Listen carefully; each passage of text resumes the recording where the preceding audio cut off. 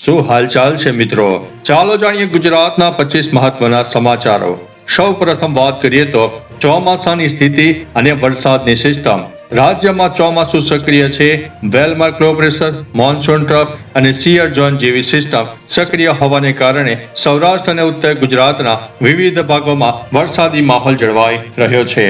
અન્ય મહત્વના સમાચારની વાત કરીએ તો તાપમાન અને વાતાવરણ. અમદાવાદ, વડોદરા અને સુરત જેવા મુખ્ય શહેરોમાં વાદળછાયું વાતાવરણ રહેવાની સાથે હળવાથી મધ્યમ વરસાદી ઝાપટા પડશે તેવું અનુમાન વ્યક્ત કરવામાં આવ્યું છે. આગળ વધી અને વાત કરીએ તો ગાંધીનગરમાંથી નકલી ઘીનો જથ્થો ઝડપાયો છે. ગાંધીનગર પોલીસે છત્રાલ જીઆઈડીસી વિસ્તારમાં દરોડો પાડીને શુદ્ધ ઘીના નામે વેચાતા ભેળસેળિયું અને નકલી ઘીનો જથ્થો ઝડપી પાડીને કાયદેસરની કાર્યવાહી હાથ ધરી છે. આગળ વધી અને વાત કરીએ તો ચાંદખેડામાં 27.50 લાખની ઘરફોડ ચોરી. અમદાવાદના ચાંદખેડા વિસ્તારમાં એક ફ્લેટમાંથી 27.50 લાખની મત્તાની ચોરી થતા પોલીસે ઘરમાં કામ કરતા નોકર અને તેના સાગરીત સામે ગુનો નોંધીને તેમની શોધખોળ શરૂ કરી છે. આગળ વધી અને વાત કરીએ તો અમદાવાદ મેટ્રો ફેઝ 2 ઝડપી કામગીરી. અમદાવાદ અને ગાંધીનગર વચ્ચે મેટ્રો કનેક્ટિવિટી વધારે સુચારુ બનાવવા માટે નિર્માણાધીન સ્ટેશનોની કામગીરીને આખરી તબક્કામાં પહોંચી ગઈ છે. અન્ય મહત્વના સમાચારની વાત કરીએ તો જીઈઆરસી દ્વારા રિન્યુએબલ એનર્જી નિયમો. ગુજરાત વિદ્યુત નિયંત્રણ આયોગ દ્વારા સોલાર અને વિન્ડ પાવર પ્રોજેક્ટ માટે સુધારાત્મક નવા માર્ગદર્શિકા નિયમો જારી કરવામાં આવ્યા છે.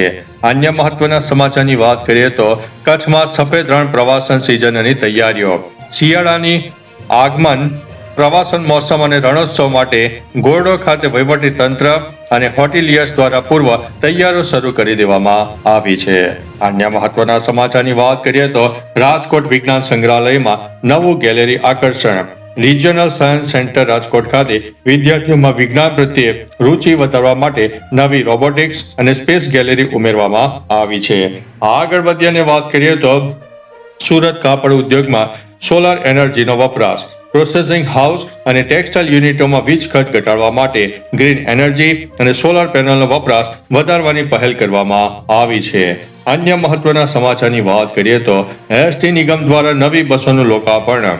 રાજ્યના અંતરિયાળ ગ્રામીણ વિસ્તારોની કનેક્ટિવિટી સુધારવા માટે એસટી નિગમ દ્વારા નવી એક્સપ્રેસ બસો રૂટ પર મૂકવાનો નિર્ણય લેવામાં આવ્યો છે. અન્ય મહત્વના સમાચારની વાત કરીએ તો અંબાજી ધામમાં ભાદરવી પૂનમ મેળાનું આયોજન. આગામી પ્રસિદ્ધ ભાદરવી પૂનમના મહામેળા સંદર્ભે શ્રદ્ધાળુઓ માટે યાત્રાધામ વિકાસ બોર્ડ અને બનાસકાંઠા તંત્ર દ્વારા વિશેષ સુવિધાઓ ઊભી કરવામાં આવશે. અન્ય મહત્વના સમાચારની વાત કરીએ તો નળકાંઠા વિસ્તારમાં પાક નુકસાની સમીક્ષા. ભારે વરસાદના કારણે નળકાંઠા નીચાણ વિસ્તારોમાં પાકને થયેલા નુકસાન અંગે કૃષિ વિભાગ દ્વારા સર્વેની કામગીરી શરૂ કરવામાં આવી છે. અન્ય મહત્વના સમાચારની વાત કરીએ તો ચાંદખેડા જગતપુર ચોરી કેસ. અમદાવાદના ચાંદખેડા વિસ્તારમાં ઘરમાંથી મોટી ચોરી કરીને ફરાર થઈ ગયેલા ઘરઘાટી સામે પોલીસે ગુનો નોંધીને શોધખોળ શરૂ કરી છે. આગળ વધી અને વાત કરીએ તો Vadodara TRP game zone case નિર્ણય. ગુજરાત હાઈકોર્ટે ટીઆરપી ગેમ ઝોન કેસ સંબંધિત અરજીમાં મહાનગરપાલિકાને મહત્વપૂર્ણ કાનૂની આદેશ આપી દીધા છે. આગળ વધી અને વાત કરીએ તો દાંતીવાડા ડેમ અકસ્માતની. બનાસકાંઠાના દાંતીવાડા ડેમમાંથી એક યુવકનો મૃતદેહ મળી આવતા સ્થાનિક પોલીસે અકસ્માતે મોતનો ગુનો નોંધીને વધુ તપાસ હાથ ધરી છે. આગળ વધી અને વાત કરીએ તો રાષ્ટ્રીય ધોરીમાર્ગ 151 વિસ્તરણ. પોરબંદર અને આસપાસના હાઈવે પર ટ્રાફિક ઘટાડવા માટે માર્ગ સુરક્ષા વધારવા માટે હાઈવે ડિઝાઇનમાં સુધારાની પ્રક્રિયા હાથ ધરવામાં આવી છે. અન્ય મહત્વના સમાચારની વાત કરીએ તો સુરેન્દ્રનગરમાં તારંગા ધામ ઘટના. તારંગા ધામમાં બનેલી દુઃખદ ઘટના સંદર્ભે પોલીસે ત્વરિત તપાસ હાથ ધરીને આગળની કાનૂની કાર્યવાહી હાથ ધરી છે. અન્ય મહત્વના સમાચારની વાત કરીએ તો જન્માષ્ટમી લોકમેળાની તૈયારીઓ. પોરબંદર સહિત સૌરાષ્ટ્રના વિવિધ શહેરોમાં આગામી જન્માષ્ટમીના પરંપરાગત લોકમેળા માટે તંત્ર દ્વારા તૈયારીઓ શરૂ કરવામાં આવી છે. આગળ વધીશું અને વાત કરીશું પાલીતાણા ગારિયાદર માર્ગ સમારકામ. ચોમાસામાં રોડ રસ્તા બિસ્માર બનતા વાહન ચાલકોની સુવિધા માટે માર્ગ અને મકાન વિભાગ દ્વારા સમારકામ કામગીરી ઝડપી બનાવવામાં આવી છે. આગળ વધીએ અને વાત કરીએ તો ડેન્ગ્યુ અને મચ્છરજન્ય રોગો સામે ઝુંબેશ. અમદાવાદમાં ચોમાસા દરમિયાન રોગચાળો અટકાવવા માટે બાંધકામ સાઇટો પર કોર્પોરેશન દ્વારા સરપ્રાઇઝ ચેકિંગ હાથ ધરવામાં આવ્યું છે. આગળ વધીશું અને વાત કરીશું શિક્ષક ભરતી કેલેન્ડર. આગામી 5 વર્ષ માટે શિક્ષક ભરતી કેલેન્ડર જાહેર થતા પીટીસી કોલેજોમાં પ્રવેશ માટે ભારે ધસારો જોવા મળ્યો છે. અન્ય મહત્વના સમાચારની વાત કરીએ તો એએમસી પ્લોટોની હાઈટેક સુરક્ષા. અમદાવાદ મ્યુનિસિપલ કોર્પોરેશન પોતાના કિંમતી પ્લોટોને ગેરકાયદેસર દબાણથી બચાવવા માટે એરપોર્ટ જેવી ડિજિટલ સુરક્ષા સિસ્ટમ લાગુ કરશે. અન્ય મહત્વના સમાચારની વાત કરીએ તો વરસાદી સ્થિતિ અને ડેમ એલર્ટ. ચોમાસા દરમિયાન રાજ્યમાં સરેરાશ 70% જેટલો વરસાદ નોંધાયો છે અને નર્મદા સહિતના મુખ્ય જળાશયોમાં પાણીની આવક વધતા એલર્ટ પણ જારી કરવામાં આવ્યું છે. અન્ય મહત્વના સમાચારની વાત કરીએ તો ડેટા સેન્ટર પોલિસી 2026 થી 29. ડિજિટલ ઇન્ફ્રાસ્ટ્રક્ચરને પ્રોત્સાહન આપવા માટે રાજ્ય સરકારે નવી ડેટા સેન્ટર પોલિસી જાહેર કરી છે.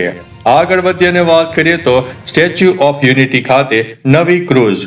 કેવડિયામાં નર્મદા નદીમાં 600 પ્રવાસીઓની ક્ષમતા ધરાવતી અત્યાધુનિક નવી ક્રૂઝ સેવા શરૂ કરવામાં આવી છે. અન્ય મહત્વના સમાચારની વાત કરીએ તો એનાલોગ પનીર પર પ્રતિબંધ.